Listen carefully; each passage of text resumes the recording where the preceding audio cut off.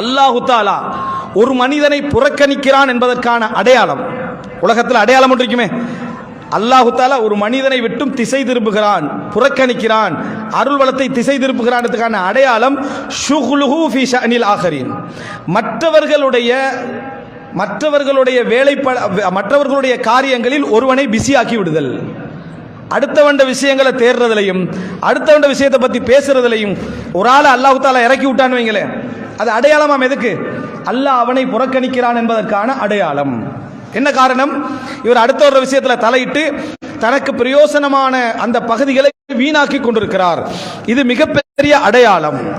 அப்ப எனவே இது புரிந்து கொள்ள வேண்டிய விஷயம்.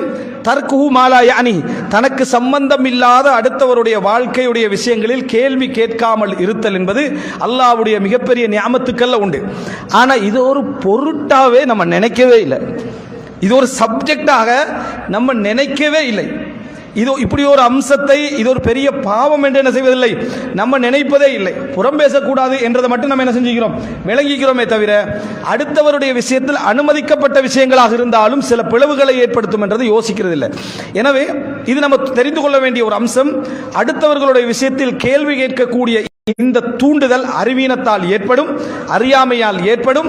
அந்த மாதிரி நம்ம பிஸியாக்கப்பட்டோம் என்றால் நம்ம புரிந்து கொள்ள வேண்டிய முக்கியமான ஒரு பகுதி, அல்லாஹு தஆலா எங்களுக்கு என்ன செய்கிறான், ஒரு அழிவை ஏற்படுத்தி கொண்டிருக்கிறான் என்பது அர்த்தம்.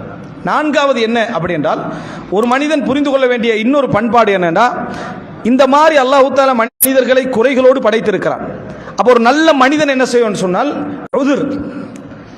காரணம் சொல்லி ஒரு சகோதரனை குற்றவாளி ஆக்காமல் இருப்பது மிக முக்கியம். காரணம் சொல்லி ஒரு நல்ல ஒரு சகோதரன் என்ன செய்வான்னு சொன்னா, அடுத்த சகோதரனுடைய தவறுகள், அடுத்த சகோதரனுடைய பிழைகள், அடுத்த சகோதரனுடைய ஏதாவது உவாமைகளை கண்டாருண்டா அவர் என்ன செய்வார், ஏதாவது நியாயமான காரணம் சொல்லுவார். சொல்லி அவர் என்ன செய்ய வேண்டும், தூய்மைப்படுத்துகின்ற சிந்தனையில் தான் ஒருத்தர் இருக்க வேண்டும். அதுக்கு பேர் அரபுல சொல்றது உதுர், காரணம் சொல்லல்.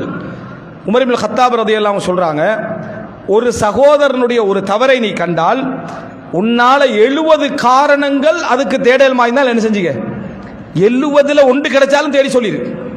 அதாக இருக்கலாம், இதுக்காக இருக்கலாம், இதுவாக இருக்கலாம், விளக்கம் கேட்டுட்டு போறதில்ல, அதுக்காக இருக்கலாம், இதுக்காக இருக்கலாம், ஏதாவது ஒரு காரணத்தை சொல்லி அவனை என்ன செஞ்சிரு, அந்த குற்றத்திலிருந்து விடுவிச்சிரு. உனக்கு காரணமே இல்லை, நீங்க எப்படி யோசிச்சு பார்த்தாலும் ஆள் குற்றவாளி தான், ஏதோ அவருடைய செய்யறதா மிஸ்டேக் இருக்குது அப்படின்னு விளங்கினா லஅல்ல லஹு உஸ்ரன், அவருக்கு ஒரு காரணம் இருக்கலாம் என்று சொல்லு, அவருக்கு ஒரு காரணம் இருக்கலாம் என்று சொல்லு. இதுதான் பண்பாடு.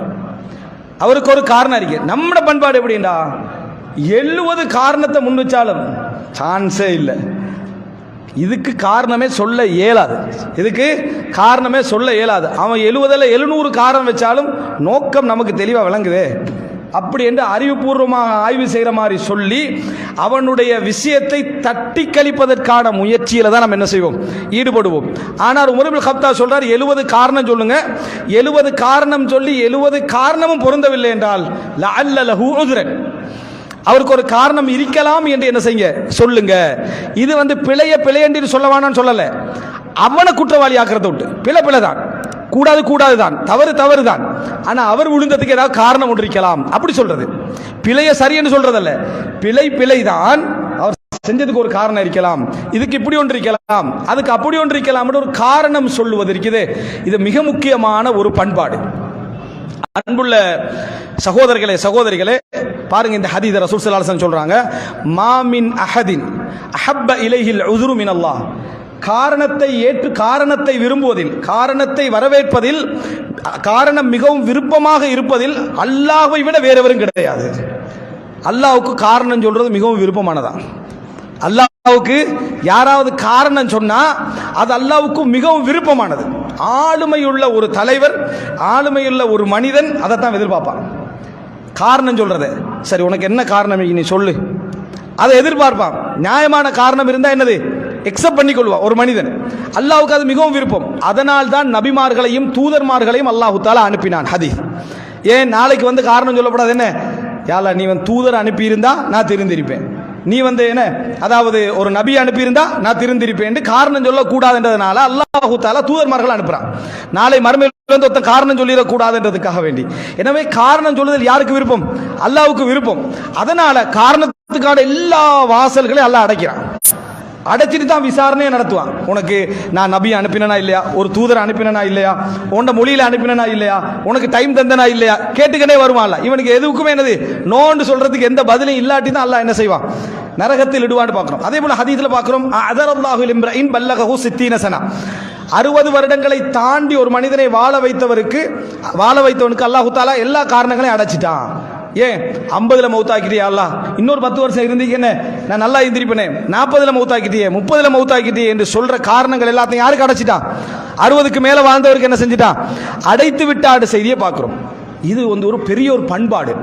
ஒரு மனிதன் நம்மகிட்ட காரணம் சொன்னா அந்த காரணம் சில வேளை பொய்யாக இருக்கலாம்.